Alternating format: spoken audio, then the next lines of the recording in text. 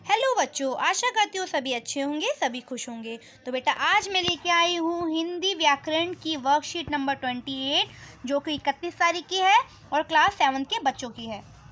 तो बच्चों स्टार्ट करते हैं वर्कशीट को। सबसे पहले लिखा है पढ़िए और समझिए। तो यहाँ पर क्या लिखा है? बालक दौड़ता है, बालिका दौड़ती है, दादाजी अखबार पढ़ते हैं, दादी जी अखबार पढ़ती है, नायक अभिनय कर रहा है, नायिका नाचती है, छात्र कविता सुनाता है, छात्रा चित्र बनाती है।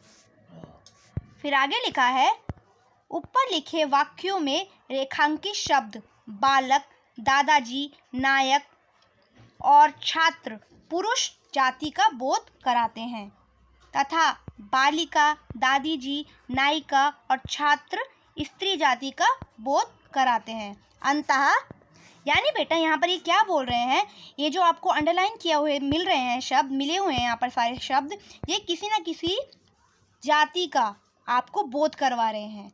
यानी कि जो आपको जो शब्द आदमियों से जुड़े हुए हैं, पुरुषों से जुड़े हुए शब्द है, वो आपको किस जाति का बोध करवा रहे हैं? वो पुरुष जाति का आपको बोध करवा रहे हैं। जैसे कि बालक, बालक कौन होता है? लड़का होता है। दादाजी कौन है? एक वैसे लड़के ही थे, आदमी है। नायक कौन है? नायक हमेशा आदमी को कहा जाता है। तो ये सारे जो शब्द हैं ये पुरुष जाति का बोध करवा रहे हैं। ठीक है, उसी तरीके से बेटा बालिका हो गया, दादी जी हो गया, नायिका हो गया, फिर तुम्हारा छात्रा हो गया, ये सारे शब्द आपको किस जाति का बोध करवा रहे हैं? ये स्त्री जाति का बोध करवा रहे हैं। क्योंकि बालिका तो लड़की होती है, दादी जी भी औरत है और वो पहले तो लड़की थी, नायिका भी औरत के लिए कहा जाता है, छात्रा भी लड़की होती है। फिर आगे इसी तरीके से लिखा हुआ है कि पुल्लिंग। अब पुल्लिंग क्या है? जो पुरुष जाति का बोध करवाते हैं शब्द, उन्हें पुल्लिंग शब्द कहते हैं। जैसे कि पहले बताया, लेखक, पुत्र, मुर्गा, मामा, शेर, मोर आदि। जो सारे के सारे शब्द जो आदमियों को संकेतित करते हैं, कि जिससे हमें पता चलता है कि आदमी है, बेटा है, लड़का है या फिर पुरुष है, तो उन शब्दों को बोलते हैं पुल्लिंग। क्या बोलते हैं? पुल्लिंग शब्द, या जो पुरुष जाति का बोध करवाते हैं ना बेटा शब्द, उन्हें कहते हैं पुल्लिंग। ठीक है, उसी तरीके से बेटा जो स्त्री जाति का बोध करवाते हैं उन्हें स्त्रीलिंग कहते हैं। उन शब्दों को स्त्रीलिंग कहते हैं। ठीक है ना। जैसे कि यहाँ पर लिखा हुआ है लेखिका, लेखिका, पुत्री, मुर्गी, मामी, शेरनी, मोरनी आदि। ये सारे के सारे शब्द किसी औरत, बेटी, लड़की या किसी स्त्री को संकेतित करते हैं ना, ये सारे शब्द, यानी बता रहे कि वो स्त्री है, तो इसीलिए ये स्त्रीलिंग कहे जाते हैं ऐसे शब्द। फिर आगे बेटा लिखा हुआ है कि हिंदी व्याकरण में केवल 2 लिंग, पुल्लिंग और स्त्रीलिंग होते हैं।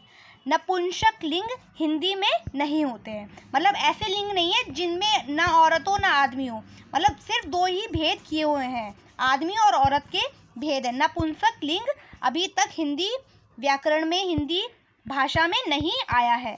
ठीक है, आगे चलते हैं बेटा। आगे आपको यहाँ लिखा हुआ है नीचे दिए शब्दों में लिंग बदलिए। अब आपको यहाँ लिंग बदलने के लिए कह रहे हैं। यहाँ पर बेटा सारे के सारे पुल्लिंग शब्द दिए गए हैं आपको, यानी आदमियों से जुड़े हुए जो पुल्लिंग यानी पुरुष जाति को संकेतित करते हैं, वो शब्द आपको यहाँ लिखे हुए हैं। जैसे कि घोड़ा, रस्सा, बूढ़ा, इन शब्दों को आपको बदलकर स्त्रीलिंग में बदलना है। जैसे स्त्रीलिंग जाति में उसको बदलना है। जैसे कि यहाँ पर लिखा हुआ है घोड़ा, तो घोड़े का स्त्रीलिंग क्या होगा? घोड़ी। तो उसी तरीके से कई सारे यहाँ पर दिए हुए हैं आपको। तो चलो स्टार्ट करते हैं। देखो बेटा पहले क्या लिखा हुआ है? घोड़ा, तो घोड़े का स्त्रीलिंग क्या होगा? घोड़ी। फिर है रस्सा, फिर उसका स्त्रीलिंग होगा रस्सी। फिर है बूढ़ा, उसका स्त्रीलिंग होगा बूढ़ी। फिर चौथे में लिखा है बंदर, उसका स्त्रीलिंग होगा बंदरिया। फिर 5वें में लिखा है पुजारी, तो उसका स्त्रीलिंग होगा पुजारिन। फिर 6ठे में लिखा है देवर, तो उसका स्त्रीलिंग क्या होगा? देवरानी। 7वें में लिखा है माली, तो उसका स्त्रीलिंग होगा मालिन। 8वें में लिखा है हाथी, तो उसका स्त्रीलिंग होगा हाथिन। 9वें में लिखा है शिक्षक, तो उसका स्त्रीलिंग होगा शिक्षिका। फिर 10वें में लिखा हुआ है श्रीमान, तो उसका स्त्रीलिंग होगा श्रीमती। 11वें में लिखा है युवक, तो उसका स्त्रीलिंग होगा युवती। 12वें में लिखा है अभिनेता, तो उसका पुल्लिंग क्या होगा? उसका पुल्लिंग या सॉरी उसका स्त्रीलिंग क्या होगा? अभिनेत्री। फिर 13वें में लिखा है कवि, तो उसका स्त्रीलिंग होगा कवित्री। ठीक है बेटा, तो यहाँ पर आपको ध्यान देना है, यहाँ पर इस साइड में आपको पुल्लिंग शब्द लिखे हुए हैं, उनका लिंग बदल के आपको स्त्रीलिंग में करना है। ठीक है बेटा, यहाँ और आदमियों से जुड़े हुए शब्द हैं और इन्हें बदलकर औरत से जुड़े शब्दों में करना है। तो इसी के साथ बेटा आपकी ये वर्कशीट कंप्लीट हो गई है। आशा है आपको पसंद आई होगी। पसंद आई हो तो प्लीज़ मेरे चैनल को लाइक करो, सब्सक्राइब करो। धन्यवाद।